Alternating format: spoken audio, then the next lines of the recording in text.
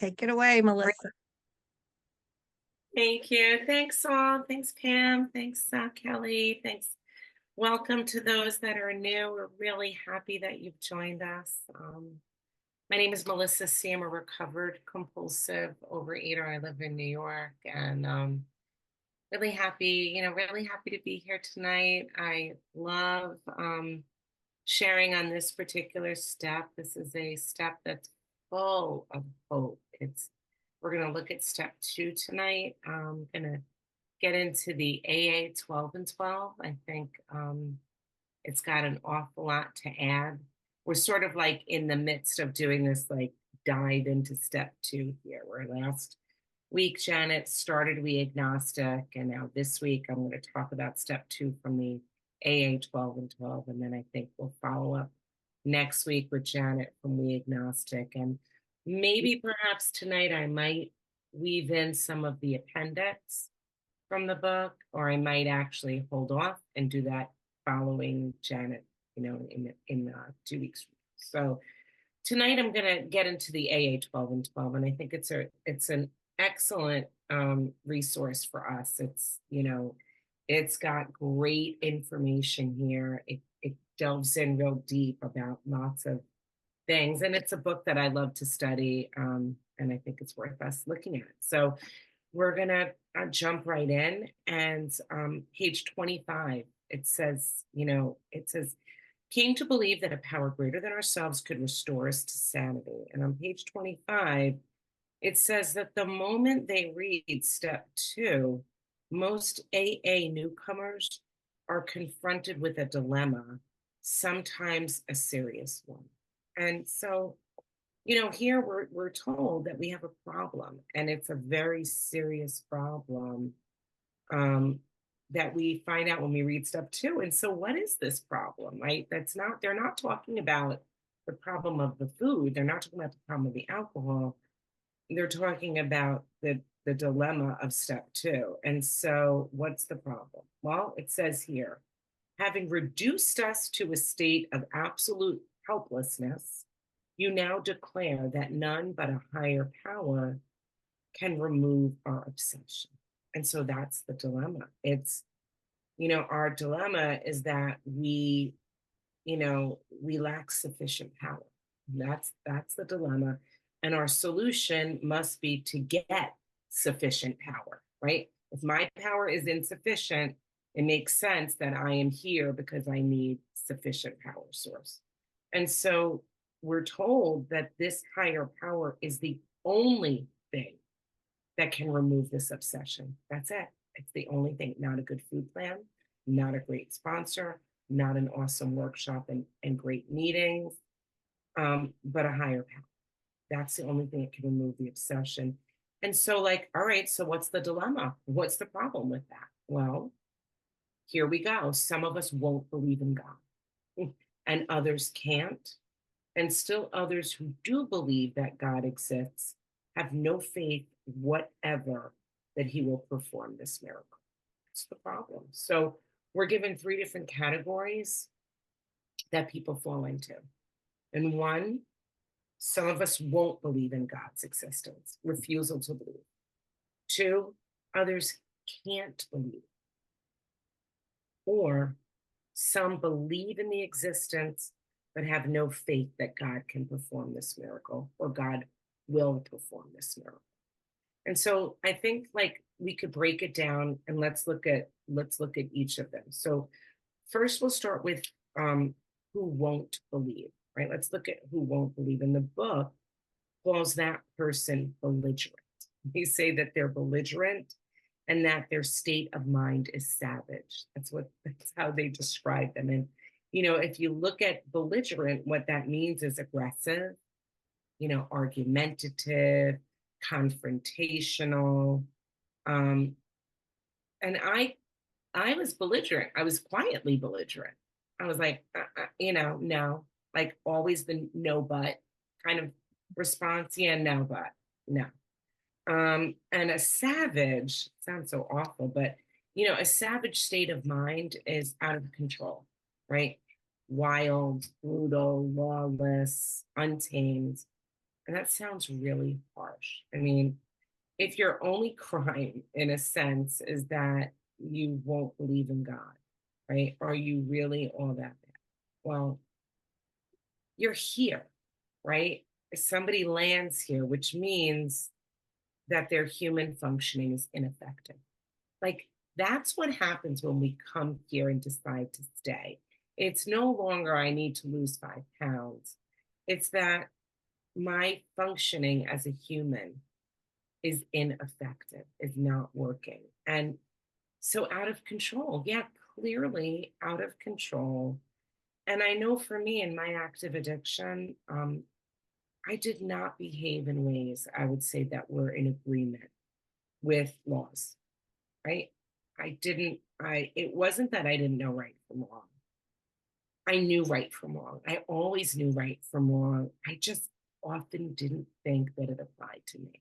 I was like, gonna, get away with whatever I could get away with and Mm. still appear like I was okay, still appear like I wasn't all out there doing terrible, horrible things visibly, right? But sort of wanting to do it my own way, wanting to do things. And I kind of thought that a lot of the rules didn't apply to me, and I had a lot of reasons why they didn't apply to me. For me, it was steeped in self-pity. It was if you had what happened to me happen to you, you wouldn't have to behave. I should be able to get away with that. Should be you should give me a pass a lot. And so if you don't think the rules apply to you, right? That there's rules and you know that they exist, but somehow they don't really apply to you, that's belligerent and savage. Like that's like, no, I'm not following them. And frankly, I don't have to. So laws were fine and laws are good, but I was somehow above many of those laws. And I didn't want to be told what to do. In fact, the majority of addicts don't like being told what to do. We're kind of like warned that. Like, yeah, be careful when you offer people direction and make sure that you frame it in a way where you don't come off sounding like you're telling them what to do. Because many of us will say, yeah, no, I'm not doing that. Don't tell me what to do. And if you remember in step one, what we came to understand is that the addict cannot live within the boundaries of his own knowledge. Like you can have knowledge, but you still can't live within the boundaries of that knowledge. And so it wasn't that we didn't have the knowledge of how we were supposed to behave or how you were supposed to eat. It's just I couldn't live within that knowledge. And that's lawless. That's savage and that's untamed. So, furthermore, those who won't believe in God won't assume a position of humility, right? Won't relinquish being in charge. They want to be at the top. In Bill's story, Bill describes himself that he fancied himself a leader, right? Wanting to be on top. And that's the state of mind that Bill describes himself when he returned home from war, having been heroic. And those who won't believe are concerned that their entire philosophy of life is being threatened. Like, this is how I do things. This is what I believe, and you're threatening. And they are scared actually to allow themselves to be tamed by some power. They fear who they will become. That's what it warns, that people fear what they're going to become. And those who won't believe are spiritually arrogant, believing in themselves, in their own power, in science, maybe, in the power of man. And they're angry and revolt at the thought that they may have to abandon all their beliefs and all their faith in science, all the things that they believed in, all the things that they held on to. And you know what? Here's what we tell them: relax, like chill out. Just, you don't have to have it all figured out and squared away. Just seek, relax, and seek.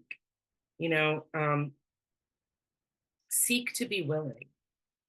So I look at the word won't, right? Won't. Well, that's the opposite of willing, right? That's the opposite of willing. And willingness is the essential component. All you need to do is be, all you need is to be willing, willing.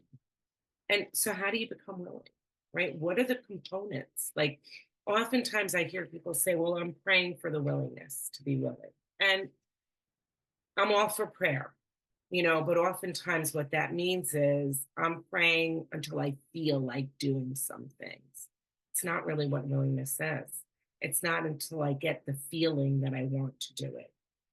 It's, I think willingness has two essential components. I think it's desperation, like, like hundredfold desperation, and then a little bit of hope. And they say it's the mustard seed of hope. Like all you need is that little tiny spark of hope. And so if you're not desperate, like the directions are, see alcohol, see food. It's the food, it's the alcohol that finally like drives us, it says, into a state of reasonableness. That's the thing that pounds us on the head. And And then, okay, so then what about the hope? Because I know I had enough pain. Thank you very much when I got here. I did not need to go experience. In fact, it's almost cruel when people say, well, go out there and go bang your head against the wall some more, because that's what it felt like. But how do you get hope? How do you acquire hope? And I would say it like this. You know what? If you're here, you actually have hope. You might think you don't, but then what the heck are you doing? Like anytime I made a phone call and I just called somebody in the hope that they were going to offer me something, right? And so, when people say that they've lost all hope and they say it out loud to me, yeah, I've lost all hope. Like I kind of say, like, that's nonsense. That's not true. Because why then did you call me? What'd you pick up the phone for? Like somewhere there was a glimmer of something. And I think that's the thing that we've got to like grab a hold of. Like that's the thing we have to pull on. That's the spark of hope. I believe it's in every human being that decided to get out of bed this morning. If you decided to get out of bed, you decided to take this Zoom number, give it a try. You obviously had some indication, some inkling, some spark of hope. And so this is enough, it says, to move a person that small step from won't to maybe can't, right? Won't to can't. Won't is like, nope, I'm not interested. And can't is, I'm interested, but this is hard. And I'm afraid, perhaps, right? And so for those that can't believe, they have difficulty believing in a higher power's existence. Well, Alcoholics Anonymous does not demand that you believe in anything, does not tell you what you have to believe in, only that you're willing to seek, just that you're willing to try. And two, to get sober and stay sober, you can do it piecemeal. And that's the educational variety. That's the step. I call it's the step-by-step method. Guess what? We've got 12 of them. So, it's at the end that having had a spiritual awakening, I would say for step two, number three, all you really need is an open mind. Stop debating, stop arguing, right? And so when people say that they don't believe, what do I do, right? What do you do if you don't believe? My big question that I ask people is, do you want to? Like, you ought to want to. And I love, I can't help but sort of paraphrase a little bit of the text, the spiritual experience, in the appendix of the big book, because it talks about that only an attitude of like, basically paraphrasing it, of like, this is beneath my consideration. I will not even give it a go. That's the attitude that can fail you. That's the attitude that can keep you in everlasting ignorance. And so, pummeled to a state of reasonableness, I throw up my hands and I say, yeah, I want to. Heck yeah, I want to. I might not have it yet, but I'm willing. And that's enough. They actually say that's enough, right? Um, Page 27, this AA business, I thought, is totally unscientific. This I can't swallow. This I simply won't consider such nonsense. So again, nobody's telling you what to believe, just to consider believing. Consider it. Just keep your mind open, stop debating, and like all great scientists, focus on the evidence. Look at the evidence. The evidence tells us that there have been prodigious results, which are remarkable results, impressive results, abnormal results, huge results. I look around at all the people in our fellowship who have had unbelievable results. And I hold myself up as one of those people. That's why I often share my photos, because my job is to give hope, is to deliver a little bit of hope to somebody who's out there. I was living in morbid obesity. It was crushing, it was painful.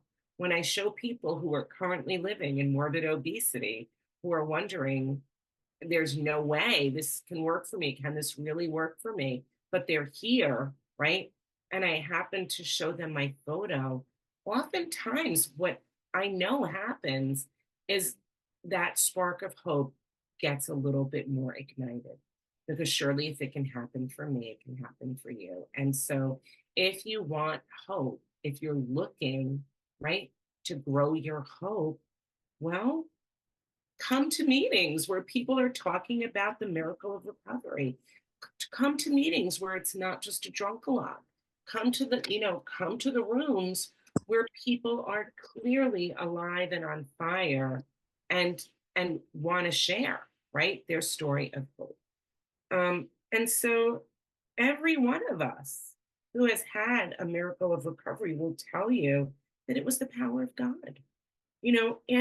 What happened is God entered our hearts and our lives and has done the impossible. And to deny those results because they didn't agree with your theory, right? Didn't agree with my theory, points out that the one with the closed mind is, in fact, the one who can't believe.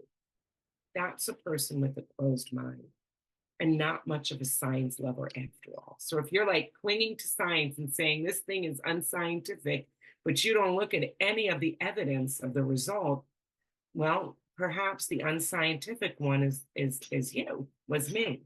And what I thought for a bit was this OA thing with all its higher power talk was a scam. That was my opinion when I came.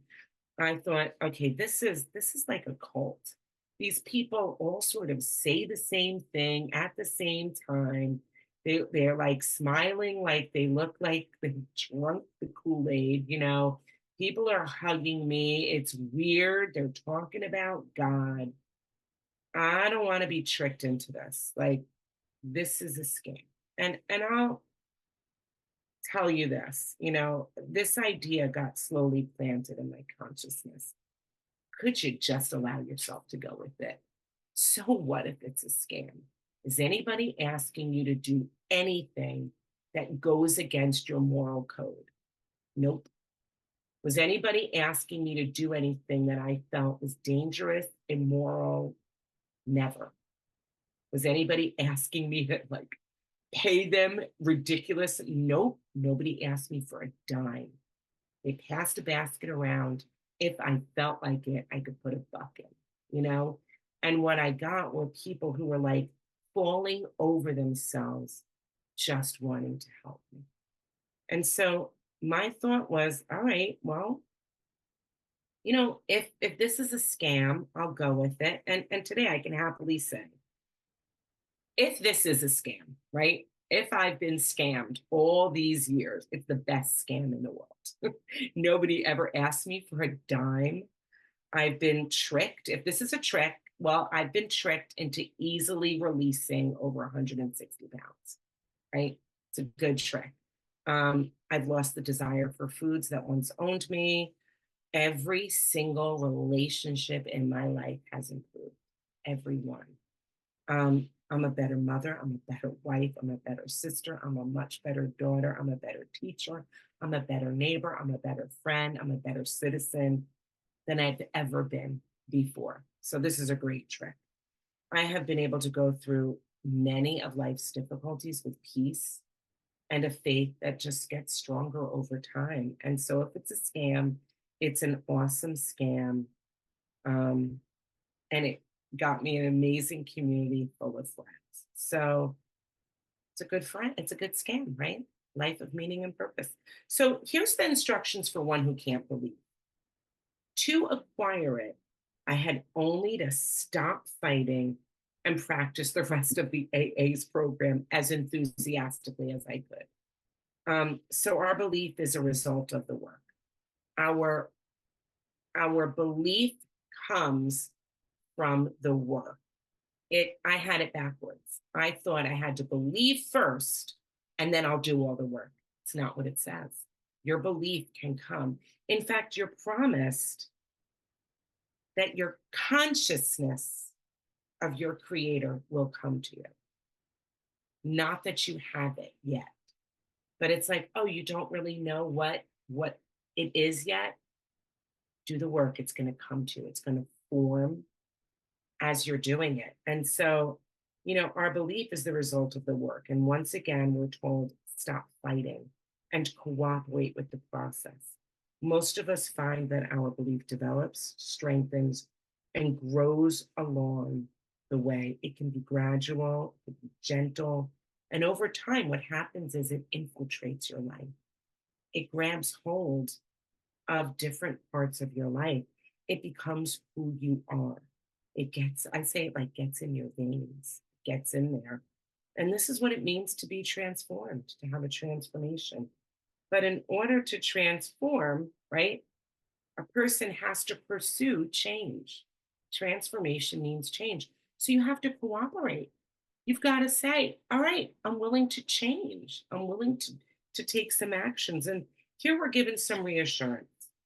And now, a very common scenario that happens is people get to step 2 and they think that they're stalled here because they haven't figured out what their God is yet. I don't know what my God is yet.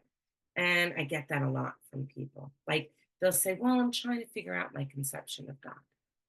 And they ask a lot of questions about what's your conception of God. And that's great. I love to talk about my conception of God. But having a solid conception of God is not a requirement. It's a start. And its concept is different from conception. Conception is the beginning. Conception is a start. And I look at it like this.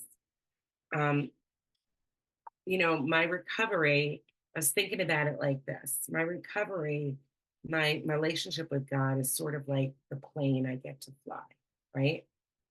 And the conception is I'm building the plane as it's flying. And that is incredible. That we actually get infused with power as soon as we say we're willing. As soon as we say we're willing, we actually get this, we start getting an infusion of power. And so I'd say it's like before the wings are even on the plane, my plane is taken off the ground. How miraculous is that? And so people call and they say, I'm struggling to figure out what God is. And so I'm stuck in step 2. And in fact, we don't need to understand God. Don't worry about it. You don't need to understand God. I don't need to understand something intellectually in order to believe in it and to start relying on its power. And I say, we've all heard the analogy of electricity, right? I don't really need to understand how turbines in power plants create electricity and that it travels in wires and those wires enter my home. And I know that there's a circuit breaker in my basement somewhere that, like, if the power goes out, I yell to my husband, like, help me. And he does something. I don't need to understand how any of it works in order for me to use the lamp, right? What do I need to do to use a lamp? I plug it in and turn it on. And that's basically this. You don't need to understand God in order to start relying on its power. You have to believe that it's going to work, and then you have to start taking actions of somebody who believes that this is going to work. And how do I know it works? Because I turn on the switch, right? And there it is, it works. And so I don't need understanding. What I really need is humility to say, I'm sitting in the dark and I can't stand being in the dark anymore, right? And so what do we need? We need faith. That's the definition of faith. Believing without defining. Belief without a definition. I need a concept of God for me that supersedes a fixed concept. That's what I needed. I needed something that was bigger, that was greater than just any fixed concept. I need to have an open mind and a willingness to let the concept evolve, to let it grow until it's fully formed. They say you can use substitutes and you can use placeholders. And those of us that start out calling the group our higher power, that could be an entry point, but we have to be willing to let it grow to bigger than a group, because a group is just people and we're told no human power. But we can at least make the approach from that perspective. And, those of us that start out by that find that our alcohol or food obsession lessens and we transform. And on page 28, it says this: relieved of the alcohol obsession, their lives unaccountably transformed. They came to believe in a higher power, and most of them began to talk of God. So now let's look at the third classification: those who believe that God exists, but have no faith that he will perform the miracle. And there are those that had faith but lost it. And there are the drifters who became indifferent. And they lost their faith because they began to believe that they didn't need to believe, that they could win at life and they didn't need God. Then, when crushed by alcohol, or in my case, when crushed by food, they once again returned to faith. And it was in AA or in OA that it was rediscovered. And many people who have wandered from their own faith have found their way back, even to their original faith, to their original childhood religion. Many people who came here thinking, ugh, I can't believe in what I believed in when I was younger. Interestingly enough, many of them sort of do this evolution where they do wind up back not so far from where they began. And then there are those that lost their faith because they became intellectually self-sufficient. They worshiped intellect. And worst of all, they worshiped their own intellect, right? Not just the intellect, but their own intellect. And page 29 says this: yes, we were like you, far too smart for our own good. Knowledge was all powerful. We were brighter than most folks, or so we thought. And so that was an attitude I definitely had at times. My own attitude was a block to finding God. I used mental gymnastics to outthink God. I have actually said out loud in my arrogance, I remembered finding out in step one that my thinking is broken, that I was going to have to let go of my thoughts. And then in step two, I was told, well, you can form your own conception. And I was like, wait, you want me to take my broken mind and now create my own God? And basically I was using my own brain to outthink these directions. And thankfully, I have a God that loves me so much that he used this as an opportunity, I would say, to lovingly, yet firmly crack my intellectual arrogance open. And, I always say, I heard, and when I said those things out loud, and by the way, saying those things out loud, being honest about your struggle with faith, is an act of faith, because it's saying, I'm not going to be dishonest. I'm going to lay it all out here because I'm hoping that someone's going to help me. I'm hoping I'm going to get some help here. And so I didn't even realize that I was actually displaying faith when I said, yeah, this is you want me to use my broken brain to make up a God? but you just like, that makes no sense. And I heard my dad's voice, who has been gone, but who loved me, who never like, my dad would just tell me the truth, in a way that a dad could, directly, firmly. But my dad said, like, stop being so smart. Like, you want to get better or not? That was the voice I heard in my brain. And that, it sounded like my dad. It was like something my dad would say, like, you don't know everything. My dad used to have this expression. He'd say, Missy, well, that's what they called me. What you know could fit in a thimble with room left over. Like, you don't know everything. And and and that's the truth. Like, have a position of humility was basically what I heard. And when I heard that, I wanted to get better. When I heard, do you want to get better or not? I did want to get better. And while, that didn't propel me into falling on my knees and seeing the light, I was not like, oh, now I know God existence. What it did was it gave me a kick in the pants I needed to say, okay, I'll just follow directions. What do you want me to do? Do it. By the way, and stop thinking so much is an important set of directions, because there's no chapter in the big book that's called into thinking, right? None of it.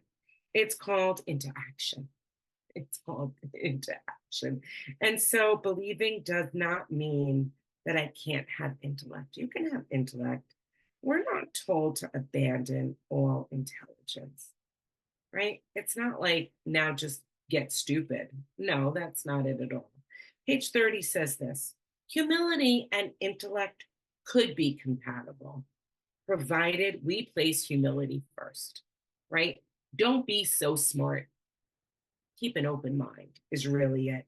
I can use my intellect if I'm rightly sized, if it's to be useful, if it's to help and cooperate with God's will. And by the way, when I thought, like, why don't you form your own conception, sounded like a hoax to me. Like, I thought, what do I just get to make up God?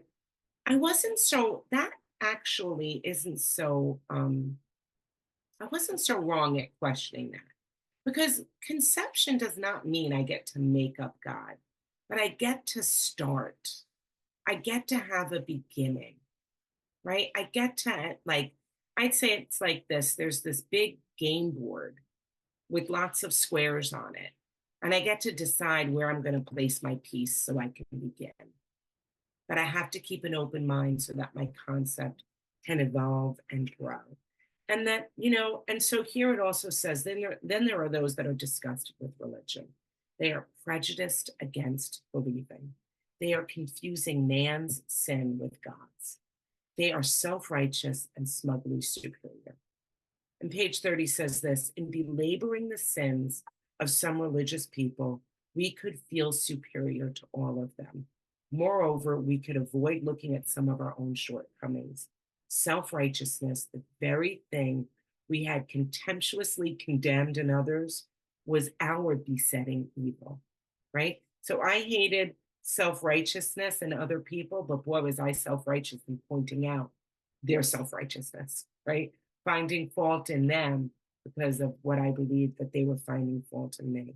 And I would say the energy that I use to find fault with those who believe, to make myself feel better, is summoning the negative rather than courting the positive, right? It was using all my mental capabilities to find flaw instead of finding beauty.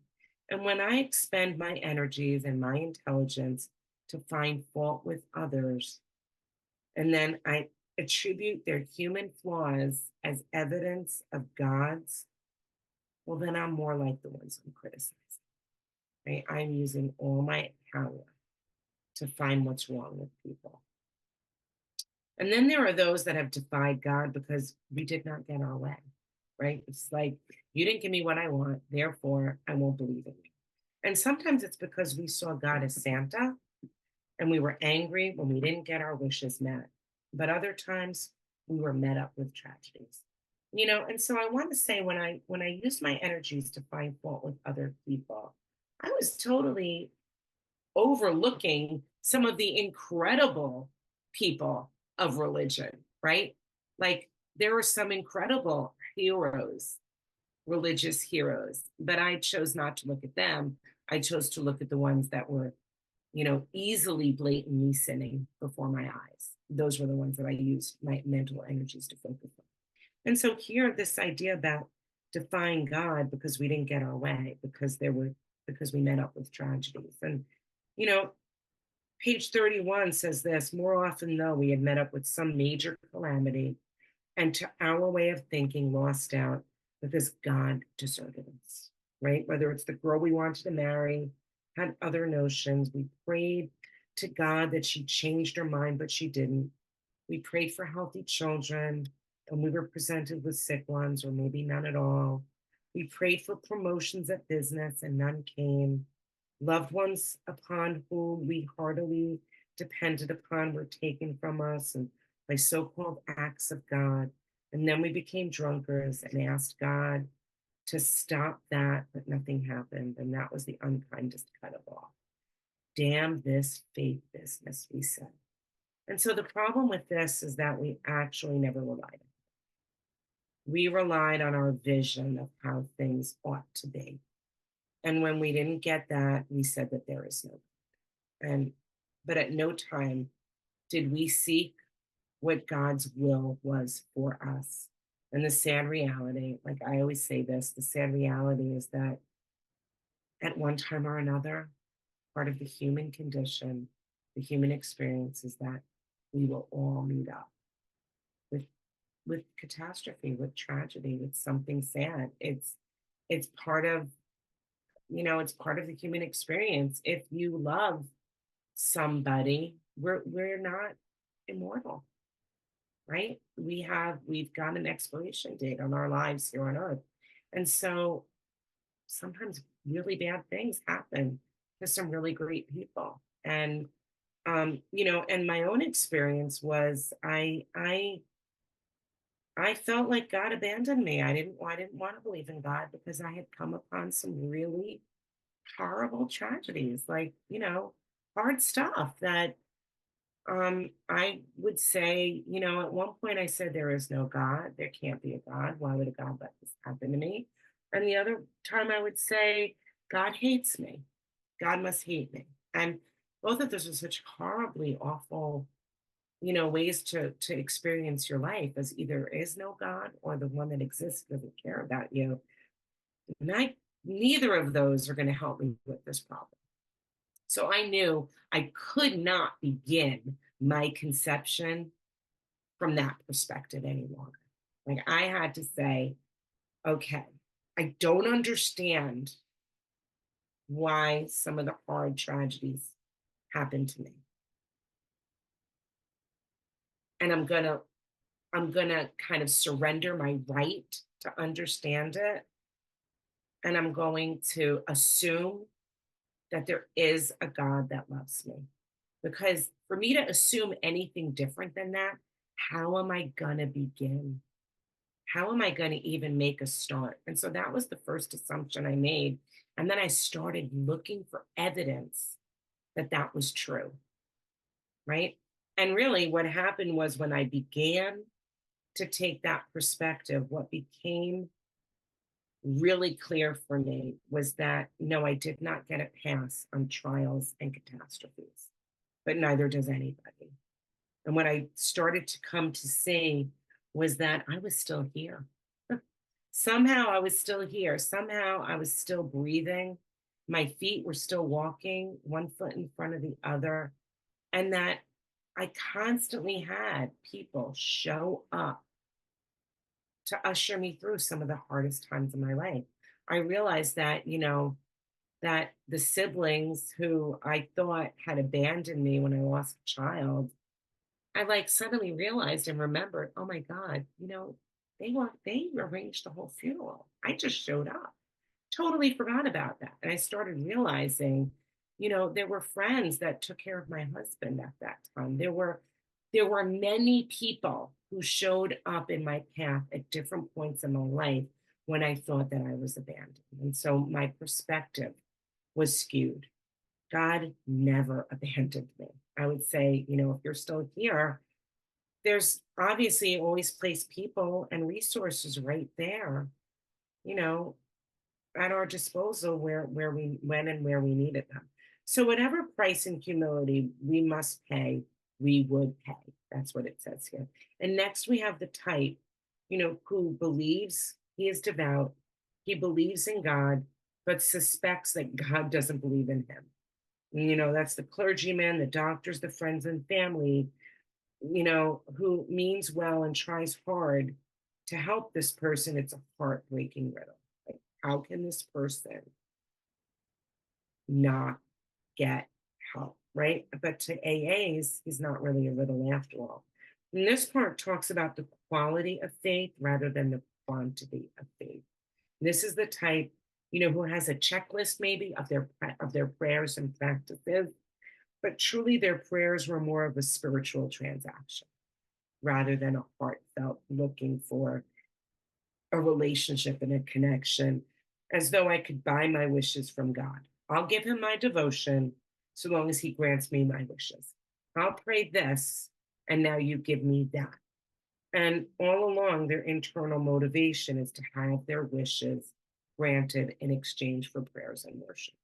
And in order to truly believe, it has to be without any design. It has to be a belief without the selfishness of the desire, a belief in just the relationship, a belief in just wanting to be close. And furthermore, as addicts, we have a specific way of creating a spiritual transformation. We have a specific design. You might come here with an awesome religious belief, practice, faith, and yet why is it that it hasn't led you to recovery? I don't know. But I do know we've got one that's available for you. We have something here, and that